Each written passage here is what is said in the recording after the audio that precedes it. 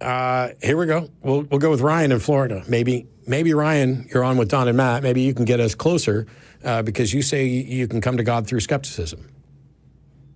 Oh, yes, that's correct. What do you mean by skepticism? Well, I mean, fundamentally, questioning ideas, critically thinking about things. I used to subscribe to the idea that it was completely illogical to believe things that you couldn't prove through empirical facts. And I was an atheist my whole life until about 3 years ago. Okay. So skepticism is essentially a desire to hold as many true beliefs and as few false beliefs as possible and use the methods that make that most probable, to reserve and withhold belief until such time as the evidence compels it. That's skepticism. Is that the same you're talking about? Well, I haven't heard that definition before. Okay. I can roll with that. Sure. And under that, what it means is that somewhere around 3 years ago, you've basically found sufficient evidence to justify belief in a particular God claim, right? Yes and no. Well, no. You can't have a yes and a no. I mean, I get that it's probably more complicated than that, but it would help if you told us what God you believe in and why. More importantly, why should we believe? Okay, well, I'll tell you what I believe in. I believe that there's one God, the God of Abraham, the God that created the universe, and his son, Jesus Christ. Okay. And, okay. Why? So I had to, when I was an atheist, I slowly realized that there were lots of things that I believed that I couldn't prove. There were lots of things that I was uncritically taught in public schools and in my secular upbringing that once I heard a little bit of scrutiny put to them, I realized that they were not any more logical than creationism. Okay, so I see creationism as I need to pause for just a second. Hypothesis. I need to pause for a second because when you say they were not as logical, I'm not completely sure what you mean. And when people use language like that, it makes me feel like they learned logic on Star Trek. So all right. What we need is what. So basically you said you came to understand that there were things that you believed without good reason. Yes. Okay. Yes. That's true for everything. I mean, that's true for everyone. There are plenty of things that we believe without good reason. Why is it that believing some things without good reason would lead you to accept something else without good reason? I'm not saying you did. I'm saying that for me, when I find out I believe things without good reason, I stop believing those things. And I'm not going to believe new things on bad reasons. I want good reasons to believe something. That's skepticism. Right. So what good reason do you have to believe in the God of Abraham, the God of the Bible? Okay. This went a bit of a direction that I wasn't prepared for, so if you excuse me, let me collect my thoughts for a sec. Well, what I like about the church that I'm trying to become a part of is that it's based around what we don't know. I don't know everything about the universe, and I think the church in a lot of ways is more honest about our understanding of the universe since they're willing to admit what we don't know. Science claims they don't know all sorts of things, and they go investigate, right? Science doesn't make proclamations of truth. Science doesn't make appeals to absolute certainty. Science isn't remotely dogmatic. What church? Oh, I'm sorry. What church, and I don't care whether you like it, I mean, I'm asking for argument and evidence. What church are you trying to join that talks about what it doesn't know? Eastern Orthodoxy. Okay. So I want to back up a second here. So you said science doesn't believe in empirical truth and reality? It doesn't make any claims of truth? Science doesn't make truth claims. Science provides... Really? Yes, really. Science provides models that are the best explanation of the current available evidence.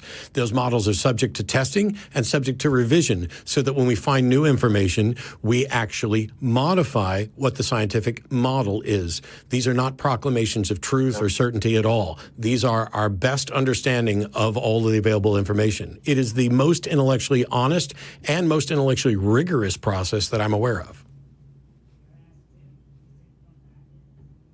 Do you believe that life can come from non-life?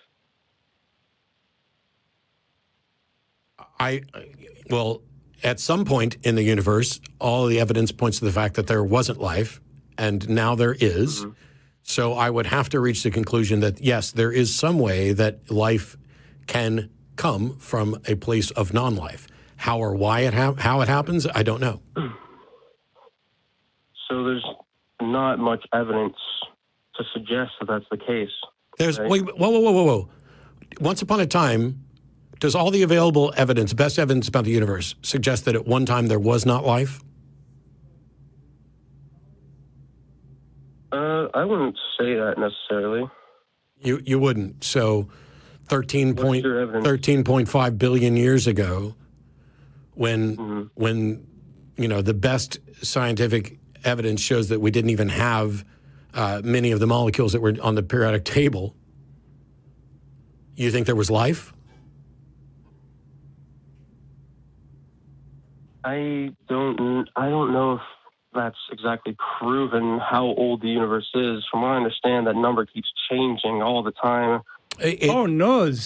Science has revised itself? Yeah. So, so the age of the universe must be terribly wrong all the time. Has been revised, yes, as we got new and better information. How old do you think the universe is? I don't know. Okay. I think that's a more honest. But when you say I don't know, do you absolutely have zero idea? I mean, is the universe more than 5 minutes old? I believe it's older than Abraham and Moses and all that. Okay. Is it older than 20,000 years? Why is it we can't get a straight answer from you? I asked if you thought the universe was older than 5 minutes. It's a simple question, right? I mean, I said yes. No, you didn't. You didn't actually say yes. If you rewind this, no. 5 minutes ago. Okay, come on, give me a break. I tell you what, I'm going to give you a break. I promise you. Is the universe older than 25,000 years? I don't know. I'm not sure. Do you think that the bulk of available science and scientists who have studied the universe's age would support the conclusion that the universe is more than 100,000 years old? I am aware that is generally the accepted conclusion that most scientists have made, yes. Okay. And so you're aware that of the experts who assess the evidence and of the models that are created from the evidence that have been subjected to peer review and revision, which are available to everyone, that the dating of the universe is far closer to 13.7 billion years than it is to 6,000 to 10,000 years. Sure. I mean, I'm entirely willing to accept that the Bible's probably wrong about the age of the universe. The Bible doesn't say anything about the age of the universe. That's man interpreting things and going back and adding up dates with an assumption that on day 4, 5, 6, whatever, that these were literal days. The Bible doesn't say the universe is 6,000 to 10,000 years old. That's what some man said based on that, which is why not all Christians are young earth creationists. There's also day-age creationists. There's also old earth creationists. There's people who view it as metaphor. I'm talking about what the science says. Right. And so if the science shows that the universe is 13.7 billion years old, give or take, then isn't that the best finding of science? And wouldn't you have to then show that it would be wrong in order to fundamentally change that paradigm? As a skeptic.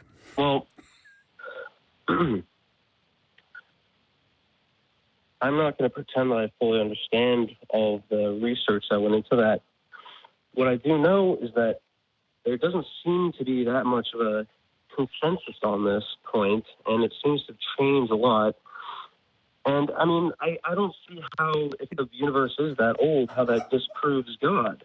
You seem to be a subject of indoctrination. They seem to have convinced you that you can't know anything, and therefore they're going to plant their seeds of whatever bullshit they're selling in your head. That's what I'm getting out of this. But you also just said that I don't see, you also just said I don't see how it disproves God. Did I say it disproves God? No. So stop pretending that people are making claims that they're not fucking making. Now, the point that I was trying to get to for the last 5 minutes or so is at some point, under all models of the universe, including young Earth creationism, the universe existed and there was not life, correct? Yes. God, why couldn't I get that yes 5 minutes ago? And at some point now, there is life, correct? Yes. Which means under all models, life came from non-life, correct? Well, God is life. That's what my church believes. God is life. God created life. You just acknowledged that at some point in the universe, there was not life.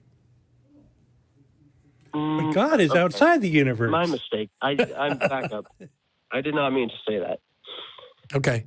Then prove that at no point in the history of the universe was there no life. I can't prove it. Good. Then why do you believe it? I can't prove it. Why do you believe it? I choose to believe it. I have faith. You don't choose to believe anything. Belief isn't subject to a choice. Of course you do. No, you don't. You have become convinced for some reason. What is the reason?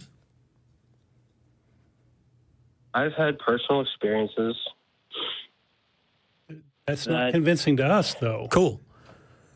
No, I understand. Lots of people have personal experiences. I get it. But at least now we're getting closer to an actual honest answer. So you've had some experience that you can't reconcile with scientific understanding. Yeah.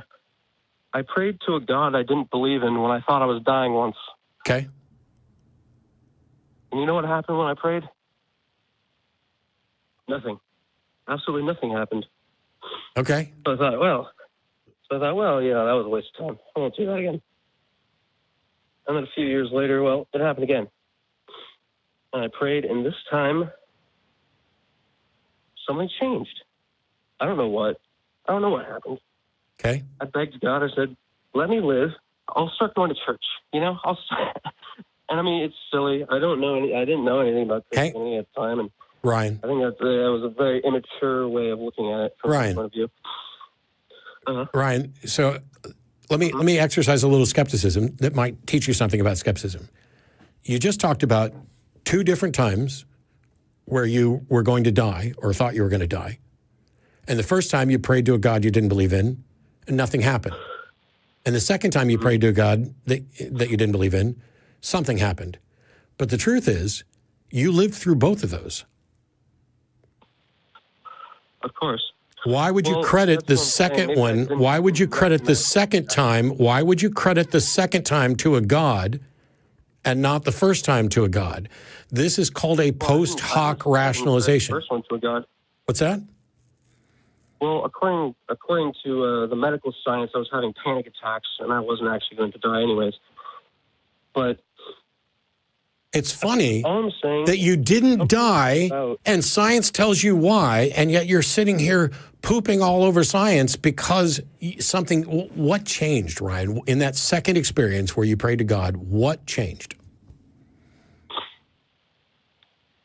I realized that there was something inside of me that needed God, that there was something that I was missing in my life that I couldn't put my finger on, that there was nothing in the world that would satisfy me because the world's in a fallen state.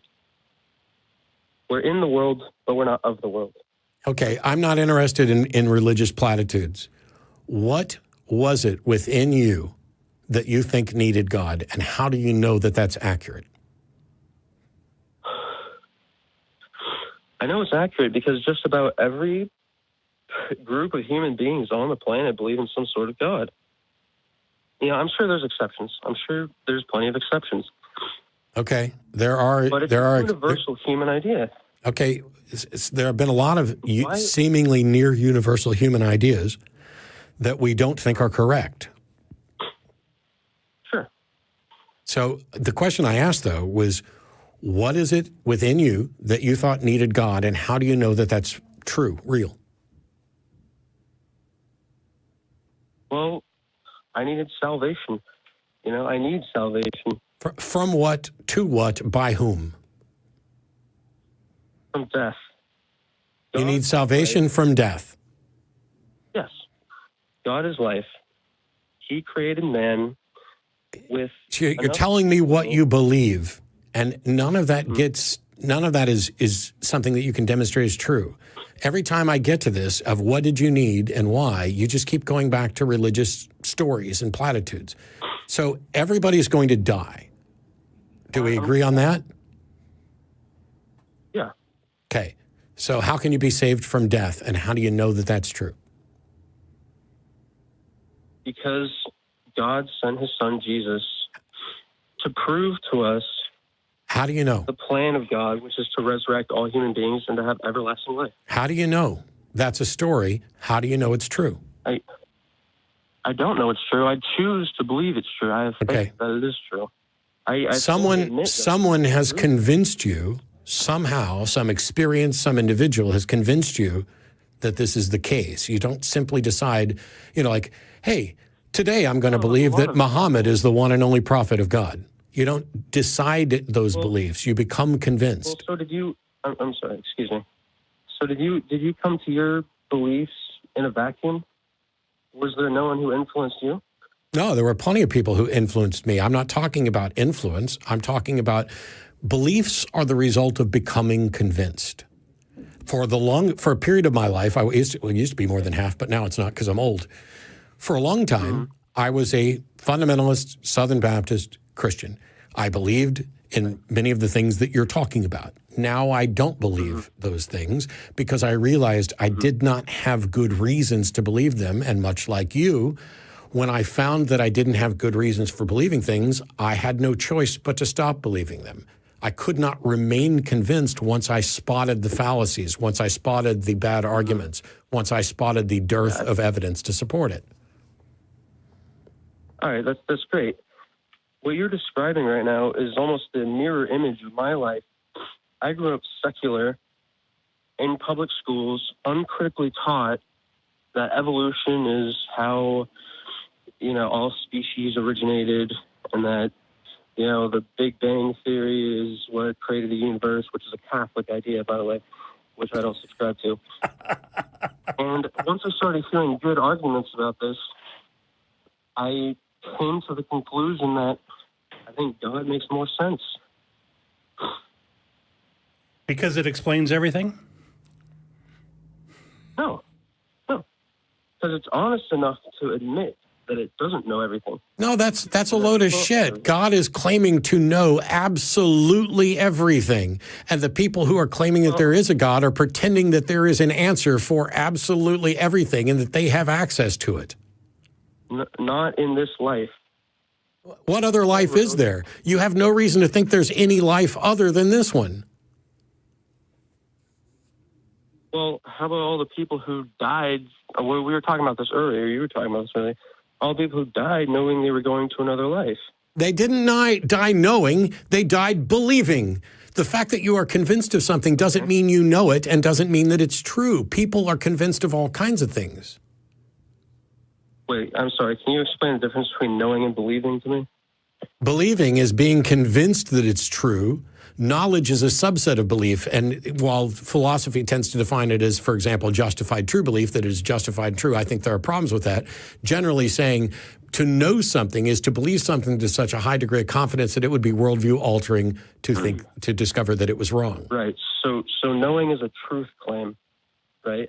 Which you were saying earlier that. Well, they're both claims, and so I think the distinction between these two things doesn't matter that much. Yeah. Beliefs are in your head, right? They're not objective facts about they're not telling you what's true. Is it possible for telling you what somebody you think. Is it possible for somebody to believe something and be wrong? Of course. Of course. That's all I'm saying, is that there are people who believe something. Now, if you believe something, are you aware that you're wrong? If you believe something, no. No. So if you believe something and you're wrong, doesn't that feel exactly like believing something and being right? Yeah. Yeah, from that person's subjective experience, it's identical. This is why people talk about what it feels like to be wrong. It's not that. It's about discovering that you were in fact wrong. And once you have become convinced by the weight of evidence, wrong. once you become being proven wrong. But I want to go back to the earlier conversation we were having with the last caller about why Paul dying on the cross. no, You were saying no, You were saying no, people Ryan, are willing to die for Ryan. No, we're not going back to that. We're dealing with this now. Oh, okay. Now, Right. Well, I think that's important. You were talking about how you were taught a certain way in school and that you were expected to accept things uncritically. I will fully acknowledge that school systems suck and that we are teaching people the wrong way to go about things. But the things that you seem to dismiss now are science. Like you talked about, you're not sure about the age of the earth, you don't have any expertise there. You talked about how you were taught that evolution is the explanation for the diversity of life on the planet. It is the theory of evolution by means of natural selection is the cornerstone of biology that is the best current description of the diversity of life on the planet. This is... I think there's some serious holes in it. So what? Would you like to talk about that? I would like to talk about that. Where's your Nobel Prize? Where's your scientific papers pointing them out? The fact that a scientific model is incomplete or that a Luddite with no understanding of the science thinks there's holes in it is irrelevant. The experts... Excuse me. You don't need to ad hominem me and call me a Luddite. I wouldn't be bringing this up if I didn't think I could make a good case. Are you willing to hear it, or you want to move on to something else? The fact that you think you can make a good case is independent from whether or not you can make a good case. Do you have any expertise in biology? Are you going to let me try? Do you have any expertise in biology? It's a problem for you to dismiss my arguments. Do you have any expertise in biology? No. Do you? No. And so why would we spend time on something that's ultimately irrelevant as to whether or not there's a God when neither of us have any expertise? You're making an argument from authority.